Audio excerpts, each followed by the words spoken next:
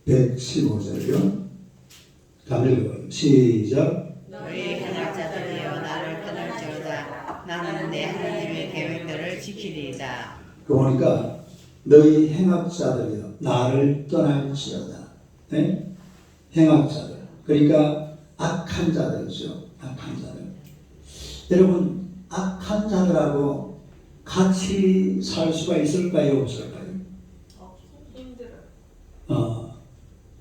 어떤 사람들은 이제 그런 걸 갖다가 내가 그 사람들에게 복음을 전하기 위해서 내가 이들과 같이 산다. 그러다 나중에 어떻게 돼요? 지가 끌려가요.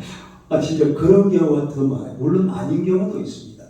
그러나 그런 경우가 상당히 많아요. 안 좋은 곳에 가서 복음을 전한다고 하다가 자기도 모르는 사이에 거기에 물들어가지고 나중에 거기 그냥 쑥 빠져버리고 하는. 옛날에 우리나라가 1945년 8.15 해방이 해방됐을 때에 북한에서 계속 남한으로 내려왔잖아요. 왜 내려왔어요? 북한에서 남한으로 내린 이유가 뭐예요?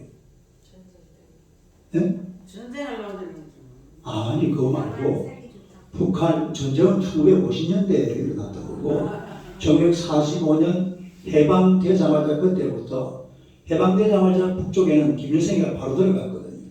네, 김일성이 바로 들어가서 공산 정권을 막 금방 수립해버려요. 꼼짝도 못하게 만들어 소련군하고. 그러니까 이제 그쪽 북한 인사는 어떻게 했습니까? 자꾸 남한으로 내려와요. 계속 막 하여튼 그런 그 중에서 누가 프로테이지를 내보니까 누가 제일 많으냐 하면 누가 제일 많았을까요? 기독교인들이 제일 많았답니다. 왜냐하면 공산주의는 뭐부터 못하게 합니까? 예배부터 못 드리게 만들어요. 교회를 다니지 못하게 합니다.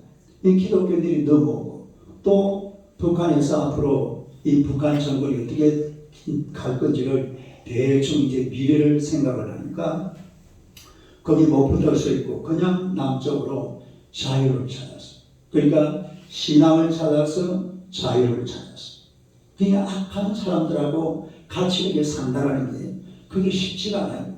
네, 거기서 막 그 사실은 그런 사람 있잖아요. 누굽니까? 그 조만식 장로. 조만식 장로가 왜 남한에 안 넘어왔어요? 남한에 넘어오려고 준비가 다 됐거든요. 그런데 안 넘어왔어. 왜 안 넘어갔냐? 내가 왜 이 교회를 버리고 남쪽으로 가냐? 그런데 어떻게 됩니까? 나중에 사형당합니다. 1950년 10월달. 또 유명한 부흥사 황해도 안압고래 깡패 누구예요? 김익두 목사님도 이 사람들이 막 장로님들이 장로님들을 지금 가려고 보따리 다 챙겼어요. 그런데 목사님이 안 간다는 거예요. 왜 안 가시냐? 내가 이 교회를 놔주고 어디로 간단 말이에요. 이러다가 거기 교회시키고 있다가 역시 조만식 장로 사형당하는 날 같은 자리에서 처형당합니다. 평양고조로 처형당한 장소가 있어요. 네. 그러니까 이 악한 행악자들하고 같이 산다라는 게 이론은 가능해요. 내가 거기 같이 살면서 이 사람들에게 복음을 전해야지. 이 사람들을 영적으로 리드해야지 하는데 나중에는요. 그거 오히려 이렇게 거꾸로 돼가지고 디비나사이가 뭔지 알아요? 네? 막 그냥 뒤집어져 버려요. 신앙도 잃어버리고 목숨까지 가져가 버려요. 이런 일이 벌어지는 것을 우리가 알 수가 있다는 거죠. 그래서 북한군이 많이 죽었더라고요. 군인이 그때 많이 죽었죠. 요새 오늘 죽었더라고요. 오늘 예. 저 우크라이나 예. 한 100명인가 죽었다. 자, 다시 115절 다시 한번 봅시다. 115절 한번 읽어봐요. 시작. 너희의 행악자들이여 나를 떠날지어다. 나는 내 하나님의 계명들을 지키리로다. 할렐루야. 하나님의 계명을 지키려고 하면 악과는 거리가 멀어져야 됩니다. 뭐와 거리가 멀어져야 돼? 악과 거리가 행악과 거리가 멀어진다는 말이죠. 자, 그 다음에 116절 봅시다. 116절 한번 읽어봐요. 시작. 주의 말씀대로 나를 붙들어 내 소망이 부끄럽지 않게 하소서. 주의 말씀대로 뭐가? 나를 붙들어 나를 붙들어. 그 다음에 내 하나님의 계명들을 지키고 주의 말씀이라는 것은 하나님의 약속을 말. 그러니까 하나님의 약속. 하나님의 약속 근데 여러분 성경을 공부하지만은 하나님의 약속이라는 것은 전부 우리에게 유익하고 도움이 되고 좋은 것들인 줄로 믿습니다. 아주 좋은 것들. 네. 그러니까 이 하나님의 약속의 말씀이 우리를 꼭 주의 말씀대로 말씀이 나를 붙들고 있다 이 말이에요. 네? 누가 나를 붙들고 있어야 돼요? 말씀이 나를 붙들어요. 내가 말씀을 붙드는 게 아니라 하나님의 말씀이 오늘 저와 여러분을 붙들고 있어야 될 줄로 믿습니다. 말씀이 나를 붙들어서 살게 하시고 내 소망이 부끄럽지 않게 하여 주옵소서. 다시 말해서 이거는 소망 성취의 확신을 가지고 하는 이야기.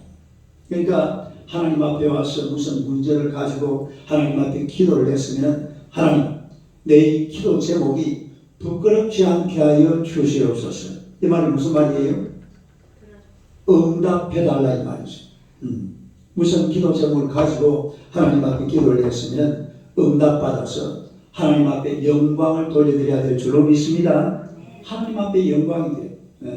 무슨 기도 제목을 가지고 하나님 앞에 기도해서 그걸 갖다 응답받아가지고 그리고 하나님을 영화롭게 할 수 있는 그런 성도들이 되어야 될 줄로 믿습니다. 그래서 말씀이 나를 붙들어간다. 내가 말씀을 붙드는 게 아니라 말씀이 여러분 술 먹는 사람들 그런 말 하잖아요.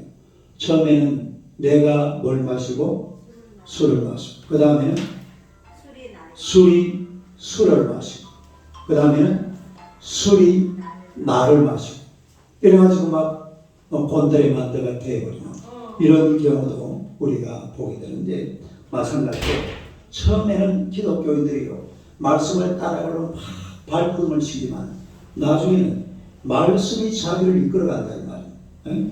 다시 말씀이 나를 이끌어간다. 내가 말씀을 붙드는 것이 아니라 말씀이 나를 붙든다. 말씀에 붙들려서 살아가는 여러분 되시기를 주님의 이름으로 축원합니다. 그 다음에 117절 봅시다. 117절 한번 봐요. 시작. 나를 붙드소서 그리하시면 내가 구원을 얻고 주의 윤례들에 항상 주의하리이다. 여기 붙들다라는 말이 무슨 말이냐면 기둥이 되어준다 이 말입니다. 다른 기둥이 되어준다. 그러니까 하나님의 말씀이 나의 뭐가 되어준다?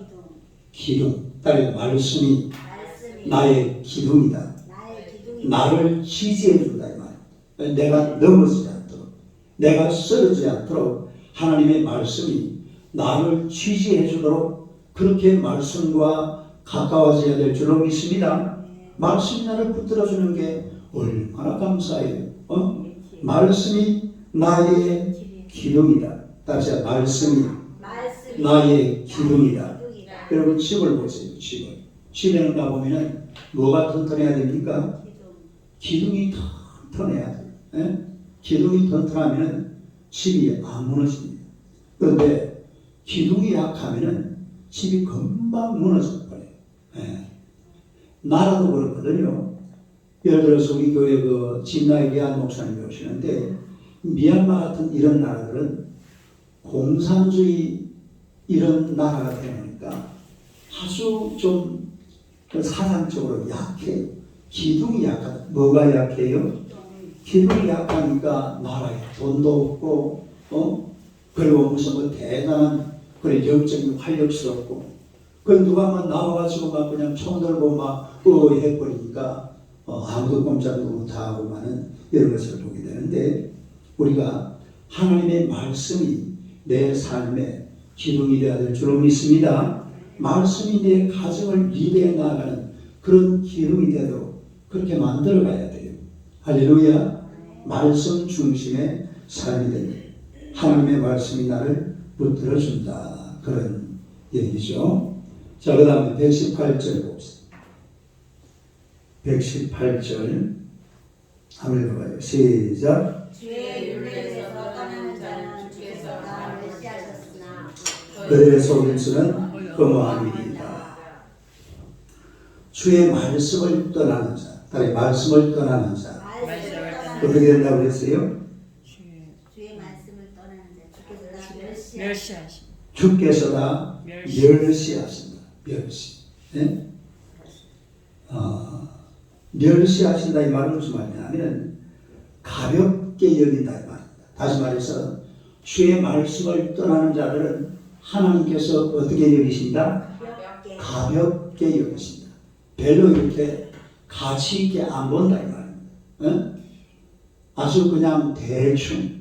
이 사람이 하나님의 말씀을 떠나지 않고 말씀 안에 거하면 하나님께서 사람을 이렇게 아주 귀하게 존귀하게 여기시는 줄로 믿습니다. 그런데 하나님께서 가볍게 그냥 아니 뭐 사람이 그럴 거 아니에요.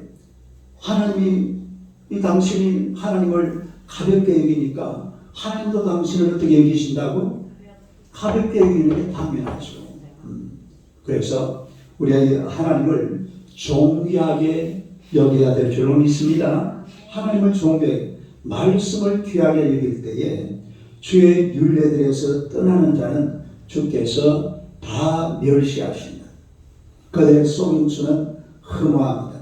그러니까 이런 사람들이 보면은 거짓을 하고 또 막 거짓을 가지고 세상을 살아가는 이런 것들인데 이 허무함이라는 것은 자기 기만을 말합니다. 자기 기만.